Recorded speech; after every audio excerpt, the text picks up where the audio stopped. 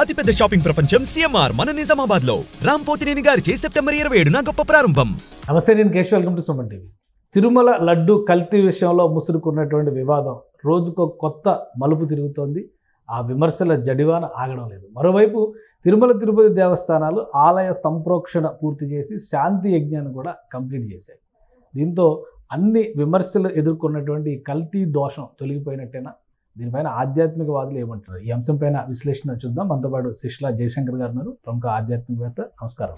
నమస్కారం సార్. తిరుమల తిరుపతి దేవస్థానం అంటే కోట్ల మందికి చాలా ముఖ్యమైన పవిత్రమైనటువంటి స్థలం. సో అనూహ్యమైనటువంటి విమర్శలు, వివాదాలు రాజుకున్నాయి. ఇప్పుడు ఈ శాంతి యజ్ఞం చేయడం కానీ, సంప్రోక్షణ చేయడం కానీ, మొత్తం ఈ ప్రక్రియ అంతటితో దోషం తొలగినట్టుగానే భావించవచ్చా? ఇక మీద దోషాలు జరగవని గ్యారంటీ ఎవరన్నా ఇస్తే ఇది తొలగినట్టని మనం అనుకోవచ్చు. ఓకే. సో జనరల్గా ఏంటంటే దోషాలు అనేవి జరుగుతూ ఉంటాయి తెలిసి తెలియక. ప్రతి పూజ తర్వాత మనం కాయేన వాచ మనసేంద్రియర్వా బుద్ధ్యాత్మనావా ప్రకృతి స్వభావాత్ కరోమి యద్యత్ సకలం పరస్మై శ్రీమన్నారాయణాయతి సమర్పయామి అని ప్రాయశ్చిత్తం మంత్రం చెప్పుకుంటాం. అట్లాగే ఇది చేశారు, బాగుంది. బట్ ఇది ఆగాలి. ఇటువంటి అపచారాలు జరగకుండా స్వామివారి పట్ల దైవానికి అక్కడ అపచారం జరగకుండా, అనాచారం జరగకుండా చూసుకోవాల్సిన బాధ్యత పాలక మండలిది, ప్రభుత్వానికి. అసలు ఈ వ్యవహారంలో ఏంటి మీ అభిప్రాయం ఏంటి? చాలామంది ఏంటంటే కల్తీ జరిగిందా లేదా, ఏదో బాహుబలిని కట్టప్ప ఎందుకు పొడిచాడు అనే దాని మీద చర్చ జరిగినట్టుగా అసలు జరిగిందా జరగలేదా ఇదే చర్చ, ఇదే విమర్శ రోజుకు కొత్త పాత్ర ప్రవేశిస్తుంది. రాజకీయాలు ప్రవేశిస్తున్నాయి, సినిమా రంగం నుంచి కూడా కొన్ని కామెంట్స్ వస్తున్నాయి. మీ అభిప్రాయం ఏంటి? ఖచ్చితంగా జరిగే ఉంటుందండి. అంటే కావాలని చేయకపోయినా కూడా చిన్న కామన్ సెన్స్ పాయింట్ ఏంటంటే, ఇవాళ ఒక వేరుశనగ నూనె కొంటేనే 200 రూపాయల ప్యాకెట్ ఉంటుంది. ఓ నువ్వుల నూనె ప్యాకెట్ కావాలంటే 450, 500 లేనిదే ప్యూర్ రాదు. అలాంటిది నెయ్యి 300కి, 350కో లేకపోతే 400కో కొంటూ ఉంటే అది ఖచ్చితంగా ప్యూర్ దేశీవాళీ ఆవు నెయ్యి అయ్యి ఉండదు. జెర్సీ అనేది గోమాత కింద రాదు. జెర్సీ నుంచి తీసేది నెయ్యి కాదు, ప్యూర్ దేశీవాళీ ఆవు నుంచి తీసిందే నెయ్యి. ఆ నెయ్యిని కూడా ప్రాసెస్ చేసే విధానం వేరుగా ఉంటుంది. అంటే పాలని కాచి క్రీమ్ చేసి ఆ క్రీమ్ని హీట్ చేసి దాని ద్వారా వచ్చిన నెయ్యి తక్కువ ధరకు వస్తుంది. మన ఆయుర్వేదంలో కానీ మన వేదంలో కానీ చెప్పినట్టుగా ఆజ్యము అంటే హోమాల్లో వాడే ఆజ్యము అంటే నెయ్యి. నెయ్యి అంటే ఆవు నెయ్యి, మళ్ళీ ఈ గేదె నెయ్యి కాదు. ఓకే. నెయ్యి అంటే ఆవు నెయ్యి. స్పెసిఫికేషన్ ఉందా? ఇప్పుడు ప్రతి ఒక్కరికి చర్చ ఏంటంటే ఇంత క్లారిటీ ఉందా? ఈ విధానం ప్రకారం తీసుకొచ్చినటువంటి నెయ్యిని మాత్రమే స్వామివారి అవసరాలకి, ఏదైనా కావచ్చు, ప్రసాదానికి. సార్, ఇది మన ఇంట్లో పరిశుద్ధమైన నీళ్ళు ఎలా తాగడం అనేది ఎంత అవసరమో స్వామివారికి ఇలాంటి నెయ్యి ఇవ్వాలనేది ఆగమ శాస్త్రంలో అందరికీ తెలిసి ఉండాలి, తెలిసి ఉంటుందని అనుకుంటున్నాను. తెలియకుండా అది పాలక మండలో లేకపోతే ఇంకెవరో చేసుంటే కనుక అది పొరపాటు అవుతుంది. ఓకే. సో ప్యూర్ ఆవు నెయ్యి, దేశీవాళీ ఆవు నెయ్యి అనే దానికి ప్రాసెస్ ఏంటంటే, పాలని పెరుగుగా తోడుపెట్టి పెరుగుని మజ్జిగ చేసి ఆ మజ్జిగ నుంచి తీసిన వెన్నపూస, మన పూర్వకాలం మన ఇళ్లలో మన నాయనమ్మలు వాళ్ళు చేశారే, అది విధానం. ఆ విధానంలో తీసిన దాన్నే నెయ్యి అంటారు, ఆజ్యము అంటారు. దాన్నే స్వామివారికి వాడాలి. మనం తినేది కూడా అదే, మన తినమని చెప్పింది కూడా అదే. ఓకే. బట్ కాలక్రమంలో ఈ గేదెల పెంపకం, తర్వాత జెర్సీ ఆవులు దిగుబడి ఎక్కువ ఇస్తున్నాయి కాబట్టి ఇవి రావడంతో ఈ కల్తీ ఏర్పడి ఉంటుంది. ఇవి తక్కువ ధరకు రావటం వల్ల ఆటోమేటిక్గా అందులో మిగతావి కలిసి, ఇప్పుడు అందులో యానిమల్ ఫ్యాట్ కలిసిందా లేదా, లేకపోతే ఇతరత్ర చెప్తున్నట్టుగా పంది కొవ్వు సంబంధించింది కలిసిందా లేదా అనేది పక్కన పెడితే అది స్వామివారికి నిషిద్ధమైన కొవ్వు మాత్రమే. అంటే సపోజ్ అనుకోండి, దేశీవాళీ ఆవు బదులు జెర్సీ ఆవుది కలిసిందనుకోండి, అది కూడా అపవిత్రమే. ఓకే. ఒకవేళ గేదె ఏదైనా కలిసిందనుకోండి, అది కూడా అపవిత్రమే. సో సప్లై చేసేవాడు ఎక్కడో ఉంటాడు. మీరు ఏ కర్ణాటక నుంచో, ఏ తమిళనాడు నుంచో, గుజరాత్ నుంచో తెప్పిస్తున్నారు కాబట్టి, సో వాళ్ళు ఎలాంటి నాణ్యతా ప్రమాణాలు పాటిస్తున్నారు అనేది చూసుకోవాల్సిన బాధ్యత ఒక ఆధ్యాత్మిక సంస్థగా, కోట్లాది మంది హిందువుల మనోభావాలు దెబ్బతినకుండా, అక్కడ స్వామివారికి అపచారం జరగకుండా చూసుకోవాల్సిన బాధ్యత అక్కడ ఉన్న ఎవరైతే సంబంధీకులు ఉంటారో వాళ్ళ బాధ్యత. మీ బాధ్యత పాలక మండలి అంటే టికెట్లు అమ్ముకోవడమును రూములు కేటాయించుకోవడానికి మాత్రం కాదు. కానీ ఎలాంటి కల్తీ జరగలేదు, ఎలాంటి అపచారం జరగలేదు, దోషం అనేదే లేదు అని క్లియర్గా టీటీడీ మాజీ చైర్మన్ బొమ్మన కరుణాకర్ రెడ్డి గారు కోనేటిలో మునిగి మరి ప్రమాణం చేశారు. అంటే ఆయనకి తెలిసిన నాణ్యత ప్రమాణాల ప్రకారం ఆయన అలా అనుకుంటుండొచ్చు. ఇప్పుడు నేను చెప్పాను కదా, జెర్సీ ఆవుది కలిసినా కూడా అది కల్తీయే. ఓకే, అది స్వామివారికి సమర్పించదగిన నెయ్యి కాదు. ఇందుకు ఉదాహరణగా మీరు ఒకసారి చిన్నజీయర్ స్వామివారు గత 2 ఏళ్ల క్రితం చేసిన రామానుజాచార్యులు వారి సహస్రాబ్ది ఉత్సవాల్లో ఆయన ఇప్పుడు నేను చెప్పినటువంటి ప్రమాణాలతో ఉన్న నెయ్యిని 2,500 3,000 రూపాయలు వెచ్చించి ఆ యాగానికి కావాల్సిందంతా కూడా గుజరాత్ నుంచి తెప్పించారు. సో ఒక యతి, ఒక జీయర్ స్వామి ఆ పని చేయగలిగినప్పుడు కోట్లాది రూపాయలు ఉన్న ఆదాయం ఉన్న అఖిలాండ కోటి బ్రహ్మాండ నాయకుడైన వెంకటేశ్వర స్వామికి మీరు అలాంటి పని ఎందుకు చేయలేరు? కానీ ఇప్పుడు అదే కోణంలో చూస్తే, ఒక రేట్ క్రైటీరియా ప్రకారమే చూస్తే కనుక ఇప్పుడు వీళ్ళు సప్లై చేయడం కాదు, గతంలో నందిని సప్లై చేసిన, అందుకని ఇప్పుడు వీళ్ళు వాళ్ళని డైరీ సప్లై చేసినా కానీ 400 నుంచి 500 రూపాయల మధ్యలోనే ఉంది ధర. అవునండి. ధర ప్రామాణికతను బట్టి కల్తీని నిర్ణయిస్తే ఇప్పటి వరకు స్వామివారికి ఉపయోగించినటువంటి ఈ మొత్తం కల్తీ కింద చూడాల్సి వస్తుంది. అంతే కదా. ఇప్పుడు నేను వీళ్ళు చేశారు వాళ్ళు చేశారు అని పరిష్కారం ఏంటి? ఇదంతా ఇదో రాజకీయ పరమైనటువంటి రగడలాగా తిరుమల వెంకటేశ్వర స్వామి మీద ఎవరు పై చేయి. ఇక్కడ రాజకీయాలకు అతీతంగా మనం మాట్లాడుకుంటున్నాం అండి. ఇక్కడ జరిగింది స్వామివారికి జరిగిన అపచారంగా మనం ఆలోచిస్తున్నాం. దీనికి పరిష్కారం ఏంటంటే తిరుమల తిరుపతి దేవస్థానం వారు గో సంపదను పెంచి ఎట్లా అయితే స్వామివారికి సమర్పించే పూలు వాళ్ళే కల్టివేట్ చేస్తున్నారో, స్వామివారికి సంబంధించిన ఇప్పుడు పునుగుపిల్లి తైలం స్వామివారికి పోస్తారు.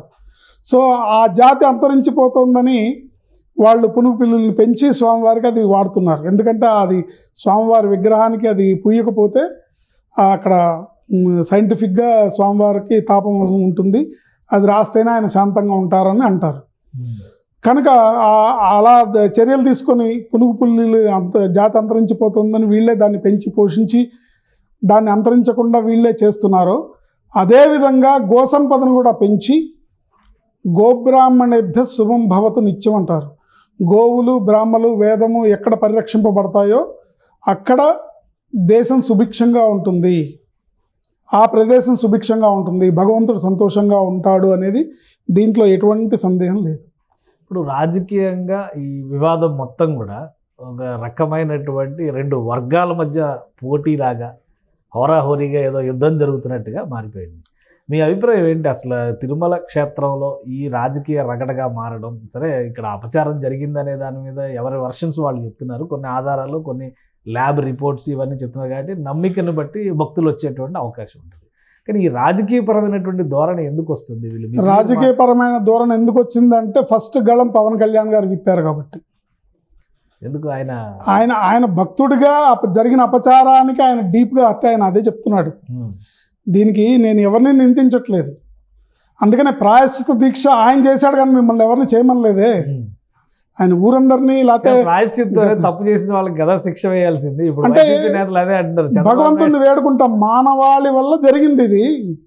అంటే కొంచెం వైడ్గా ఆలోచించాలి. ఇక్కడ పార్టీలకు అతీతంగా, మనుషులకు అతీతంగా, విభేదాలకు అతీతంగా ఆలోచిస్తే ఈ తప్పు ఎవరి వల్ల జరిగింది? మానవ జాతి వల్ల జరిగింది. సో అందుకని నేను ప్రాయశ్చిత్తం చేస్తున్నాను అన్నాడు ఆయన.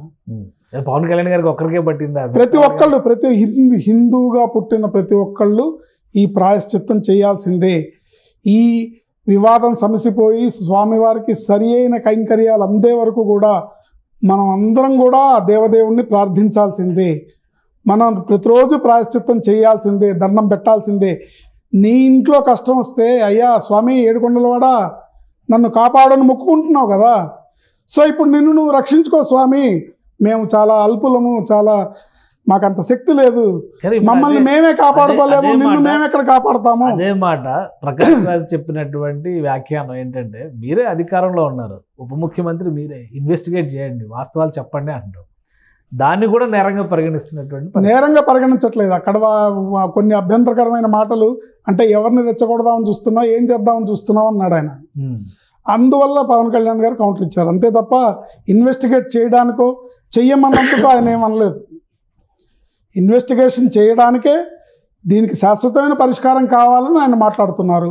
అది నిజం, అది జరగాలి. హిందువుల్లోనే డివైడ్ అండ్ రూల్ అనే పాలసీ అప్లై అవుతుంది. మిగతా ఏ మతానికి ఇలాంటి విఘాతం జరిగినా కూడా ఎవరు మాట్లాడే ధైర్యం చేయరు. కానీ హిందువుల్లో ఇప్పుడు బయట వాళ్ళు ఎవరు మాట్లాడట్లా. ఇప్పుడు లడ్డు వివాదం గురించి బయట వాళ్ళు ఎవరు మాట్లాడట్లేదు, బయట మతస్థులు ఎవరు మాట్లాడట్లేదు, అన్య మతస్థులు ఎవరు మాట్లాడట్లేదు, మాట్లాడేది హిందూ మతం వాళ్ళు. కనుక డివైడ్ అండ్ రూల్ అనే పాలసీ ఇక్కడ మాత్రమే అప్లై అవుతుంది. ఎందుకు? ఇవన్నీ ఓటు బ్యాంక్ రాజకీయాలు కాబట్టి. ఓటు బ్యాంక్ రాజకీయాలు ఉండవు, ఆయనకు అవసరం లేదు. అందరూ ఓటు వేస్తేనే కదా జనసేన నాయకులు అందరూ వేస్తారు. ఆయన వెళ్ళే పద్ధతులు ఆయన అందరికీ సపోర్ట్ ఇచ్చాడు కదా. ఆయన అదే చెప్తున్నాడు, అందరికీ నేను అందరినీ గౌరవిస్తాను, బట్ నా సనాతన ధర్మానికి విఘాతం కలిగినప్పుడు మటుకు నేను గళమెత్తుతాను. ఇది గళమెత్తాల్సిన అవసరం నా ఒక్కడిది కాదు, మీ అందరిదని చెప్తున్నాడు కదా ఆయన.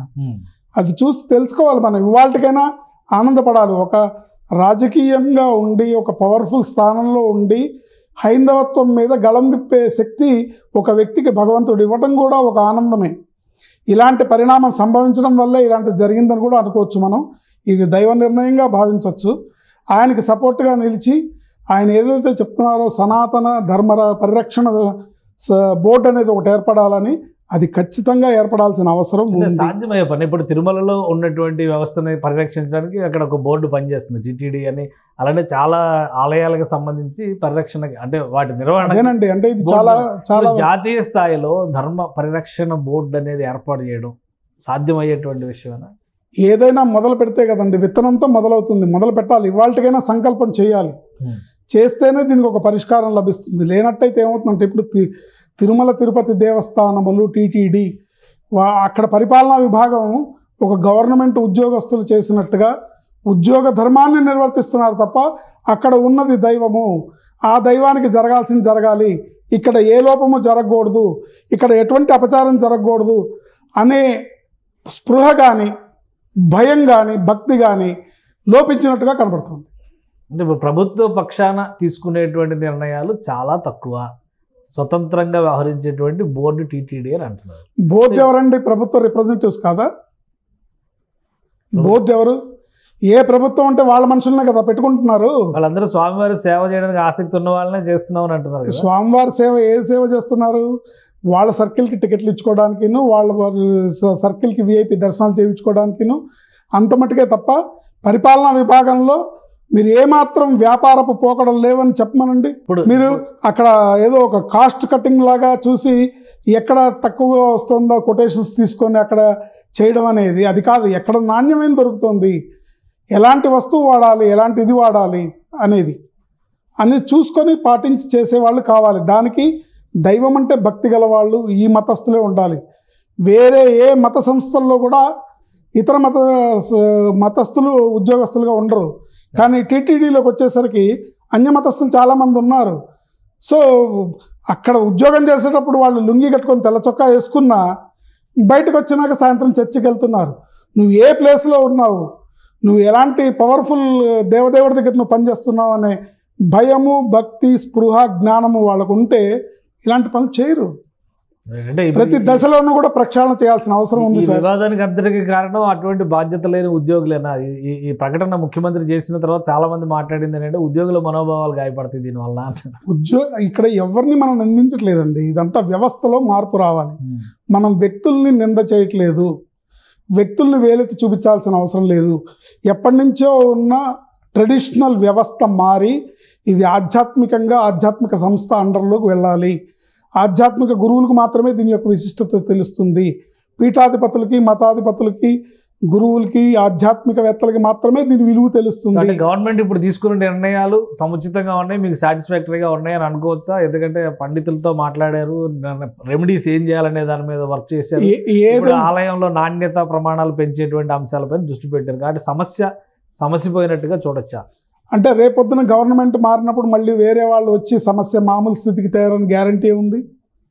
కనుక దీనికి ఒక శాశ్వతమైన పరిష్కారం కావాలి. గవర్నమెంట్ బేస్డ్ కాదు ఇది, దీనికి శాశ్వతమైన పరిష్కారం కావాలంటే అది సనాతన పవన్ కళ్యాణ్ గారు చెప్పినట్టుగా సనాతన ధర్మరక్షణ బోర్డు ఒకటి ఏర్పడాలి. ఏర్పడినప్పుడే మన దేవాలయాలు అవి రక్షింపబడతాయి. కొన ఊపిరితో ఉన్న హైందవత్వం అంటే జనాలు గుడికి వెళ్తారండి, దండం పెట్టుకుంటారు. కానీ సమస్య వస్తే ఇది నా ఇంట్లో జరగలేదు కదా అని ఎవరు మాట్లాడరు, ధైర్యంగా ముందుకు రారు. ఎందుకంటే భయం అందరికీ. దైవం అంటే లేని భయం ప్రజలన్నా ఓట్లు పోతాయనే భయం ఎక్కువ. ప్రతి ఒక్క హిందువు ఆయనకి బాసటగా నిలబడాలని నేను కోరుకుంటున్నాను. రాజకీయ నాయకులు ఇప్పటికైనా మీ ఓట్లు పోతాయి, ఓట్లు పడవేమో, లేకపోతే ఈ వర్గానికి కోపం వస్తుంది, ఆ వర్గానికి విరోధం అవుతామనే అంశాలను వదిలి దైవాన్ని దృష్టిలో పెట్టుకొని మీరు దైవాపచారాన్ని, మన హిందూ మతాన్ని గౌరవించే వాళ్ళుగా అందరూ కూడా పవన్ కళ్యాణ్ గారికి బేషరతుగా మద్దతు ఇవ్వాలి. రైట్, థ్యాంక్ యూ అండి. ఇది విశ్లేషణ. తిరుమల తిరుపతి దేవస్థానంలో ఇప్పటి వరకు ప్రభుత్వం తీసుకున్నటువంటి చర్యలు, అలానే టీటీడీ పరంగా తీసుకున్నటువంటి చర్యలు కొంత ఉపశమనం కలిగించినప్పటికీ ఇది శాశ్వత సమస్య పరిష్కారం కింద మనం చూడడానికి అవకాశం లేదని శిష్లా జయశంకర్ గారు విశ్లేషిస్తున్నారు. అలానే పవన్ కళ్యాణ్ ప్రస్తావించినట్టుగా ధర్మ రక్షణ బోర్డు అనేది ఉంటే హిందూ సమాజానికి సంబంధించి ఇటువంటి అకృత్యాలు మరొకసారి జరగకుండా, మరొక చోట జరగకుండా జాగ్రత్త తీసుకోవడానికి కూడా అవకాశం ఉంటుందని ఆయన చెప్తున్నారు. సుమన్ టీవీలో మీ పర్సనల్ అండ్ బిజినెస్ ప్రమోషన్స్ కోసం కింది నెంబర్కి కాంటాక్ట్ చేయండి.